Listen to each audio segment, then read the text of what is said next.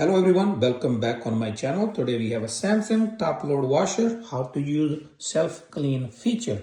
First to know, you no need any soap or chemical to put inside to use self-clean feature. How it will do, it will fill machine, soak it, and then water jet will high pressure wash inside the machine. You have to do every 40 wash loads or every month if you can. Otherwise, it will also give you alarm for self-cleaning if it's goes really dirty. Now let's start. First, we're gonna turn the power on. After power on, we're gonna dial to self-clean. At this point, you see 1 hour 31 minutes.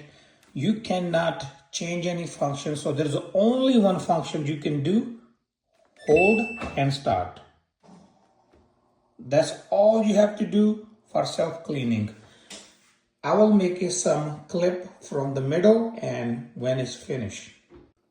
So now self-cleaning is starting. First, it does always balance the inside roller.